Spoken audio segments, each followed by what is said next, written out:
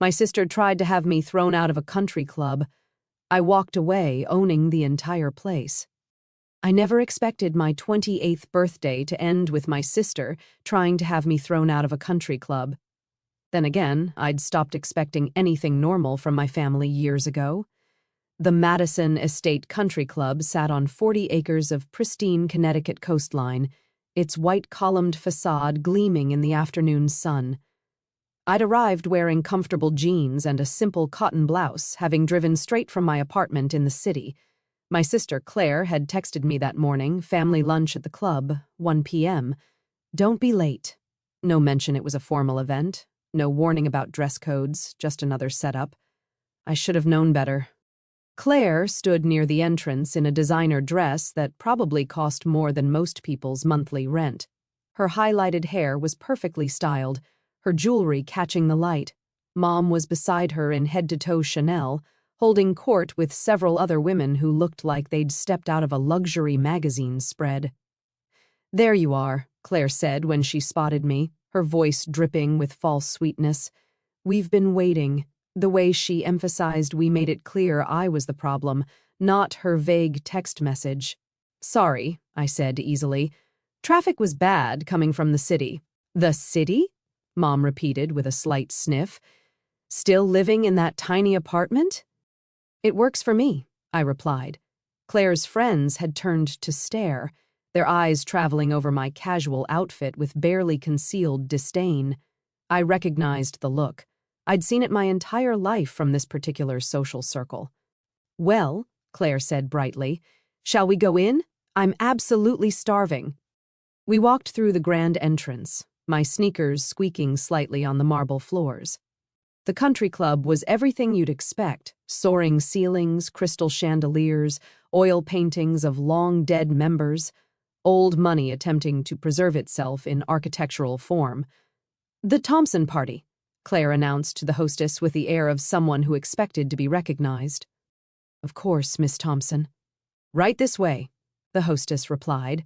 We were led to a table near the windows overlooking the golf course. Beautiful view, perfect setting, and I was dressed like I'd just come from running errands, which, to be fair, I had.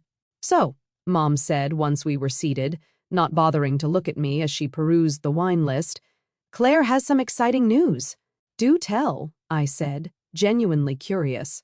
Claire practically glowed. Richard proposed.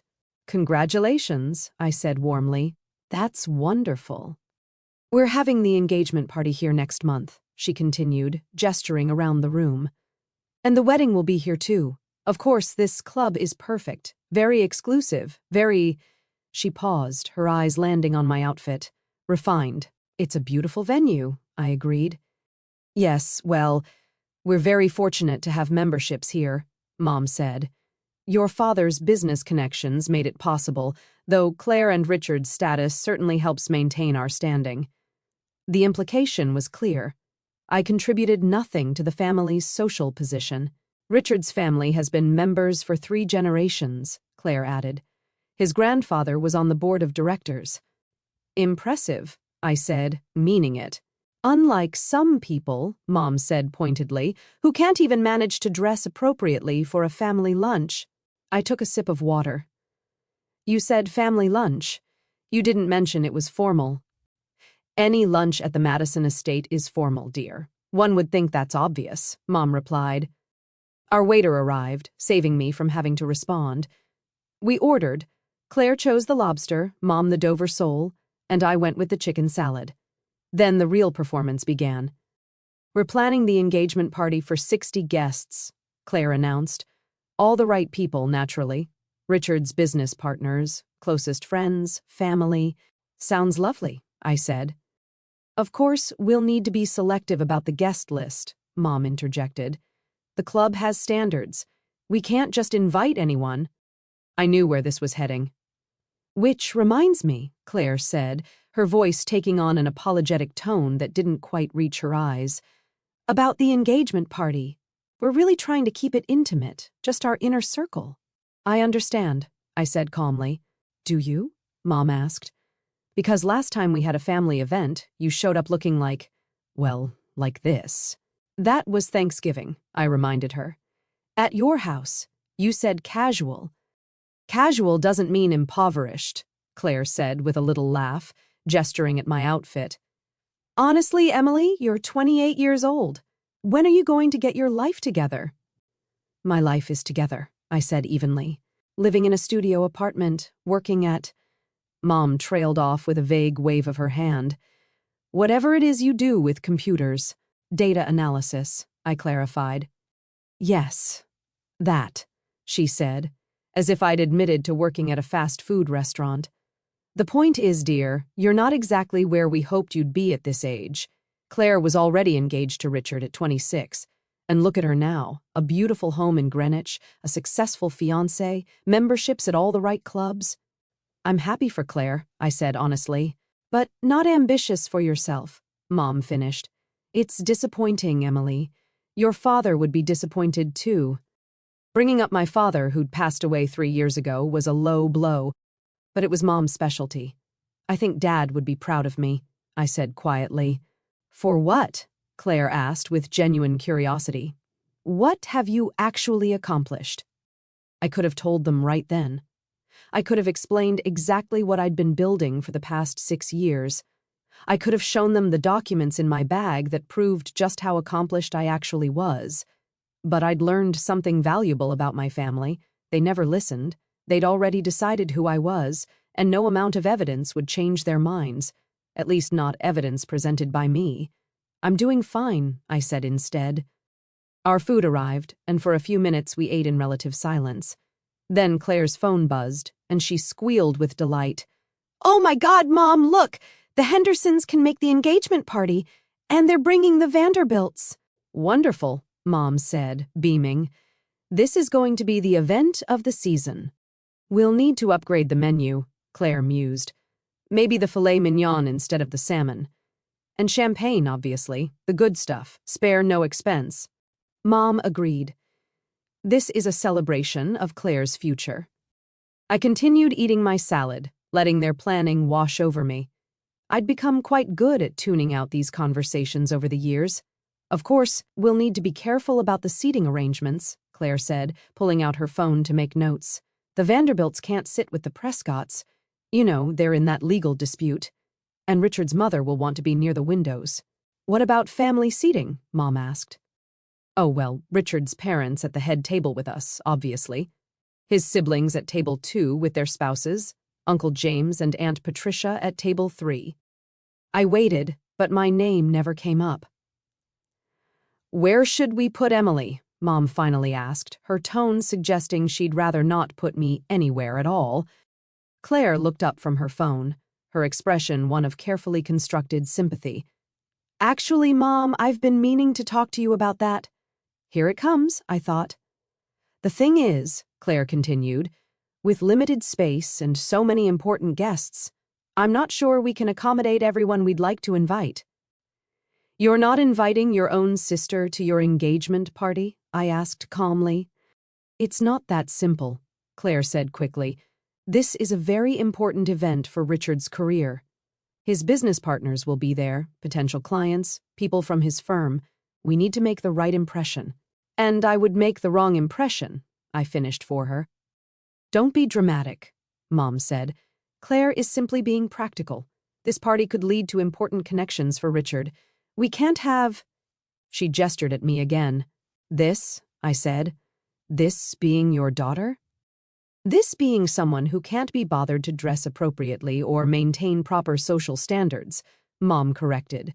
Really, Emily, look at yourself. You're at one of the most exclusive country clubs in Connecticut wearing jeans and sneakers. You haven't made any effort to fit in with our social circle. You work some computer job that no one understands. You live in a tiny apartment in the city. You drive that horrible old Honda. It's reliable, I said. It's embarrassing, Claire snapped. Do you know what Richard's mother said when she saw you get out of it at Christmas? She asked if you were the hired help. Did you correct her? I asked. Eventually, Claire said. But the damage was done. She thinks our family is struggling. I almost laughed.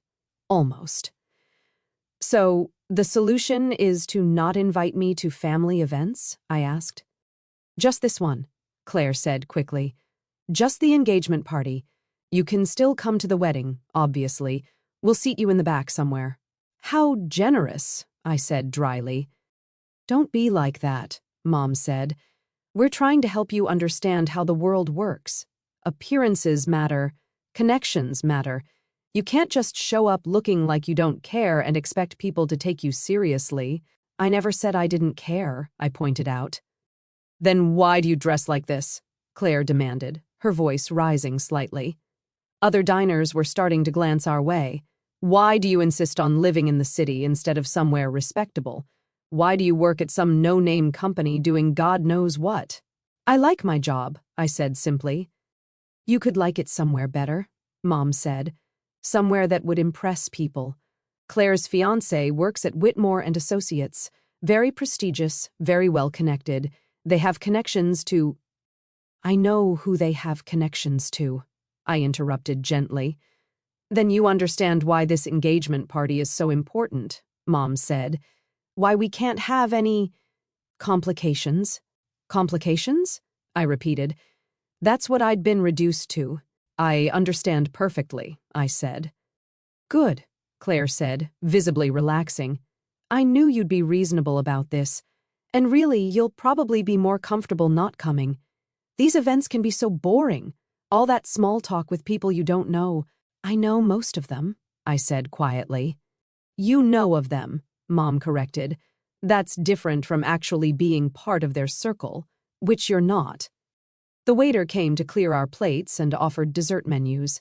Mom and Claire ordered the crème brûlée. I declined. "Now," Claire said, pulling up something on her phone, "let me show you my ideas for the table settings. I'm thinking white roses and gold accents." She launched into an elaborate description of her party plans, while Mom nodded approvingly and offered suggestions. I sat quietly, my water glass leaving a ring of condensation on the white tablecloth. This was how it always went, me sitting on the sidelines while Claire and Mom discussed Claire's perfect life, Claire's perfect plans, Claire's perfect future. I'd long ago stopped trying to participate in these conversations. They didn't want my input. They wanted an audience, someone to witness and validate Claire's success. The fact that I was the sister being excluded was just a bonus. "And the photographer Richard hired has shot weddings for 3 governors, Claire was saying. "He's incredibly expensive, but worth it for the publicity shots." "Publicity?" I asked, despite myself. "Well, yes," Claire said, as if it were obvious. "Richard's law firm is very prominent. Our engagement will likely be mentioned in the society pages. We need professional quality photos." "Of course," I murmured. "Which is another reason we need to be selective about who appears in them," Mom added pointedly. We'd moved past subtle and straight into blatant.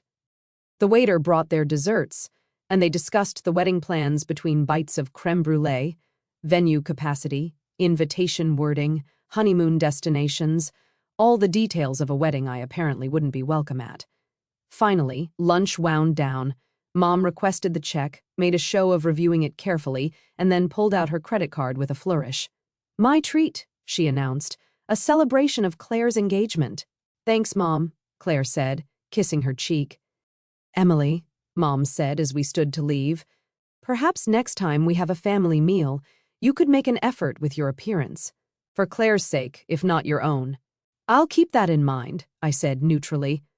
We walked toward the exit, Mom and Claire chatting animatedly about wedding dress shopping next week.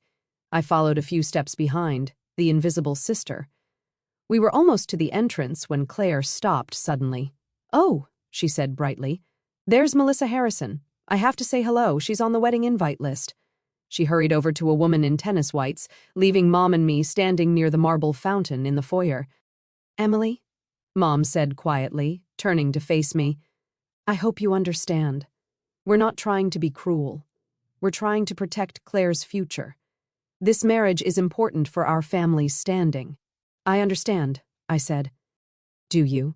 Because sometimes I wonder if you really grasp how serious this is. Richard comes from old money, real money. His connections could open doors for all of us, but only if we present the right image. And I'm not the right image," I said flatly. "Not currently, no," Mom admitted. But it doesn't have to be this way, if you just make an effort. Better clothes, a more impressive job, perhaps meet someone from a good family. Things could be different. I'm happy with my life, I said. That's because you don't know what you're missing, Mom said with something almost like pity. You've settled for so little that you think it's enough. But Emily, you could be so much more if you just tried. Before I could respond, Claire returned, flushed with excitement. Melissa's coming to the party, she announced, and she's bringing her husband who just made partner at his firm. Richard will be thrilled. They could really use those connections. Wonderful, dear, Mom said warmly. We continued toward the exit, but as we approached the doors, Claire suddenly grabbed my arm. Actually, she said, her voice taking on a new edge, I just realized something. What? I asked. You can't leave through the main entrance dressed like that, she said, gesturing at my outfit. People might think you're, well, not a member. Claire, I said quietly, I am a member. You? She laughed. Emily, do you have any idea what membership costs here? It's $150,000 for the initiation fee alone, plus $15,000 in annual dues. You can barely afford your studio apartment. She's right, Mom said. It's embarrassing enough that you showed up looking like this. Let's not compound it by having you exit through the main doors. Use the side entrance. I stared at them both. You want me to leave through the service entrance? Just this once, Claire said. Please, I don't want anyone to see you and think… Think what? I asked, my voice still calm. That we're… Claire trailed off, searching for the right word. Poor, Mom supplied bluntly. If people see you dressed like that, leaving through the main entrance, they'll assume we're not actually the kind of members who belong here. A small crowd had started to gather in the foyer.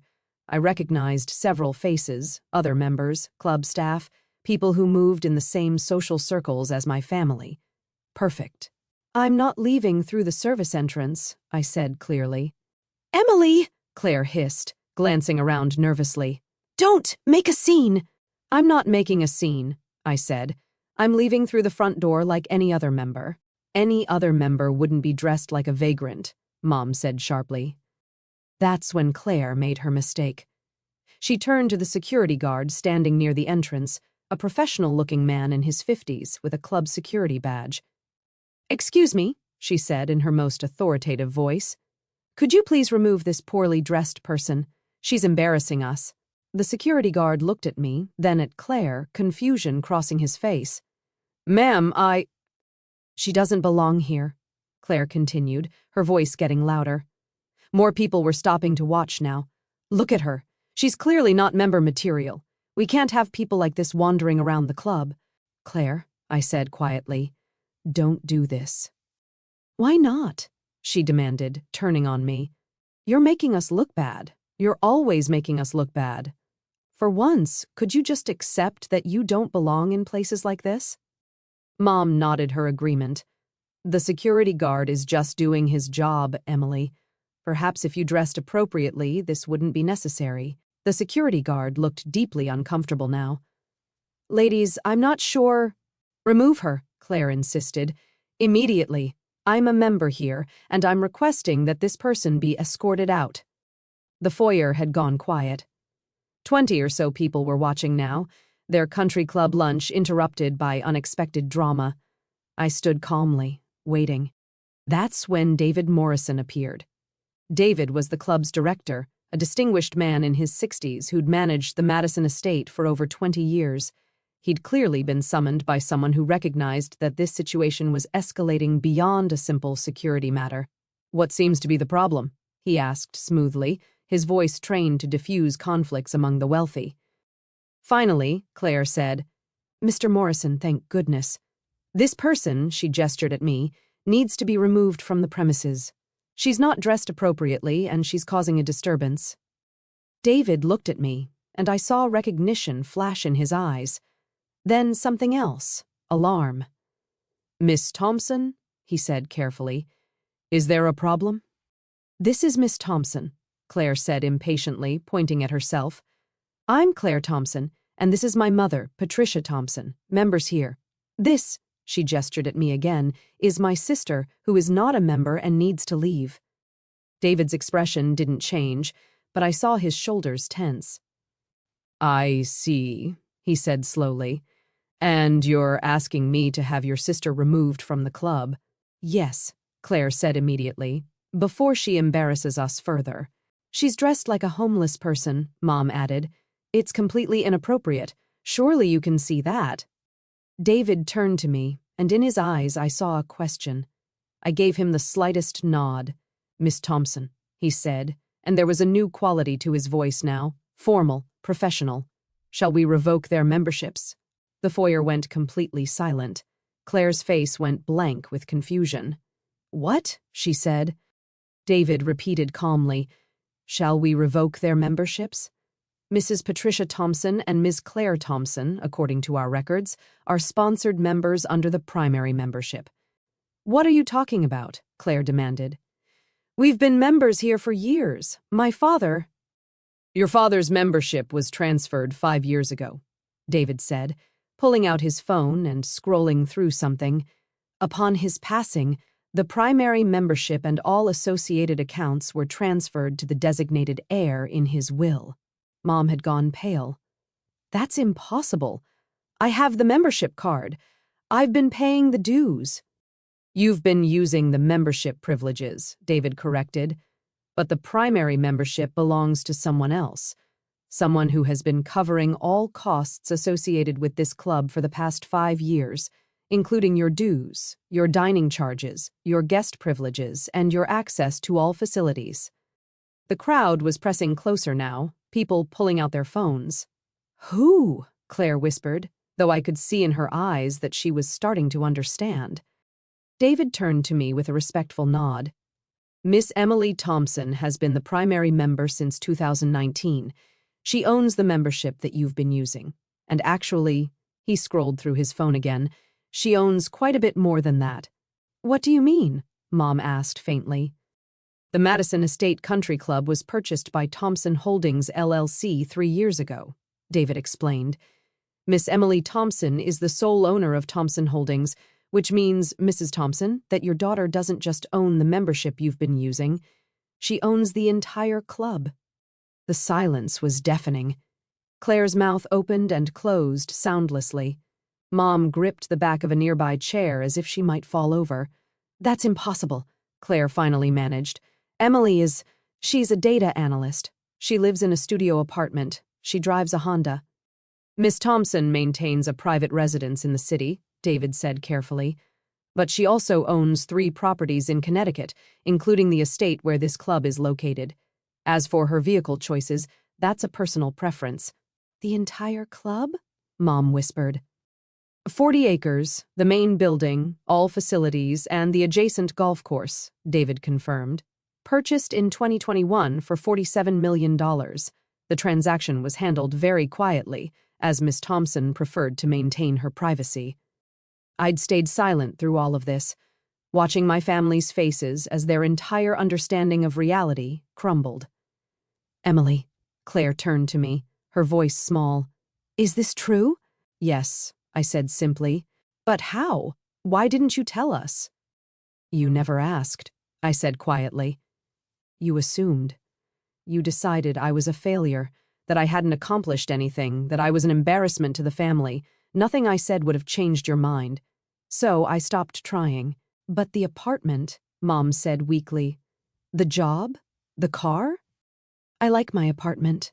It's a convenient location for work. The job is actually the data analysis firm I founded 6 years ago. We handle financial modeling for investment firms. And the Honda is reliable. I don't need to impress anyone with my car. 6 years ago, Claire repeated. You've been successful for 6 years, and you never told us. I tried, I said. Remember when I invited you to my company's launch party? You said you were too busy. When I mentioned I'd bought a property in Connecticut, you assumed I meant a condo and made jokes about my starter home. When Dad died and left me the club membership, you thought it was a pity gesture because I couldn't afford my own. The truth was settling over them now, cold and undeniable. Every time you've complained about paying dues here, I continued, my voice still calm, I was actually paying them. Every meal you've charged to the membership, every guest you've brought, every club event you've attended, I was covering all of it. I've been covering all of it for 5 years. Why? Mom asked, and she actually sounded hurt. If you could afford all this, why live the way you do? Why let us think? Because I wanted to see if you loved me, I said quietly. The real me, not the version you wanted me to be, not someone who impressed your friends, just me, and I got my answer.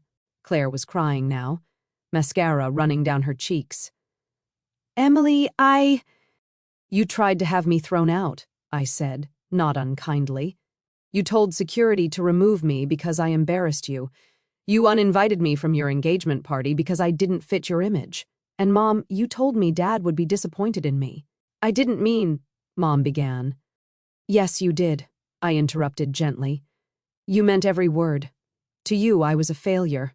Someone who settled for less, who didn't try hard enough, who wasn't good enough for your social circle. David was still standing there, professional as always, but I could see sympathy in his eyes. Miss Thompson, he said carefully, your instructions? This was it. The moment where I could revoke their memberships, ban them from the club, cut them off from the social circle they valued so highly. The ultimate revenge. But as I looked at my mother's pale face and my sister's tears, I felt nothing but tired. Their memberships continue, I said, for now. But I want it noted in the records that they are sponsored members only. They have no authority to make decisions about club policy, membership, or guest access. And they certainly don't have authority to have anyone removed from the premises. Understood, David said with a slight bow. I'll update the records immediately. Wait, Claire said desperately. Emily, please, I'm sorry. We're sorry. We didn't know. You didn't care, I corrected. That's different. You didn't care who I actually was or what I'd accomplished. You only cared about how I made you look. The engagement party, Claire said quickly. You'll come, right? Please. I'll seat you at the head table. I'll tell everyone. I don't want you to tell everyone anything, I said. I came here today for a family lunch because, despite everything, I still hoped we could just be family. But you made it clear that's not possible unless I fit your requirements. That's not fair, Mom protested weakly. Isn't it? I asked. When was the last time you asked about my life without judgment? When did you last show interest in my work, my home, my choices without criticizing them? When did you treat me like someone worth knowing instead of someone to be managed? They had no answer. The club is yours to use, I continued. I'm not going to take that away from you, but I'm done pretending to be less than I am so you can feel superior. I'm done apologizing for not meeting standards you never bothered to understand. I turned to David. Thank you for handling this professionally. Of course, Miss Thompson. Will you be staying for your usual afternoon tea? Not today, I said. But please put their lunch on my account. Wait, Claire called as I walked toward the door. Your engagement party? I stopped and turned back. Send me an invitation. If you want me there as your sister, as someone you actually value, I'll consider coming. But if I'm just supposed to be decoration for your perfect event, save yourself the trouble. I walked out through the main entrance, my sneakers squeaking on the marble one last time. Behind me, I could hear the murmur of voices starting up again, phones undoubtedly capturing every moment for the society gossip networks. By tomorrow, everyone in my family's social circle would know the truth. My phone buzzed as I reached my Honda.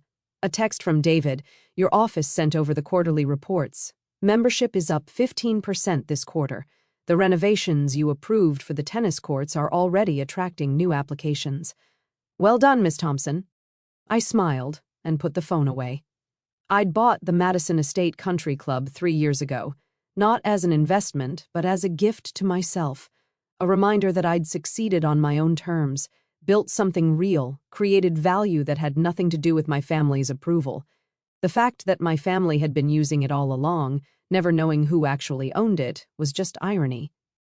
As I drove away, my phone rang. Claire? I let it go to voicemail. Then Mom called, then Claire again. They'd call for weeks, I suspected. apologizing, explaining, trying to rebuild what had been broken. Maybe they'd mean it. Maybe they'd really see me differently now. But I'd learned something important today. Their opinion of me had always been conditional. Conditional on my success looking the way they expected it to look, on my life fitting their definition of achievement, on my choices making sense to them. And I was done living conditionally. I had a data analysis firm to run, properties to manage, and a life that made me happy, even if it didn't impress anyone. That was enough. As I merged onto the highway back to the city, I thought about my father. He'd built his membership at that club through hard work and determination, never quite fitting in with the old money crowd, but earning their grudging respect. In his will, he'd left it to me with a simple note, for Emily, who never needed anyone's permission to be extraordinary. He'd known, somehow, what I'd face from the rest of the family, and he'd given me the tools to handle it. The membership stayed active because I wasn't my mother or my sister. I didn't measure worth in social standings or revenge, but the records would show the truth now, and that truth would follow them every time they used the club. They'd have to live with knowing that the daughter they dismissed, the sister they tried to remove, owned the very ground they walked on. That seemed like consequence enough.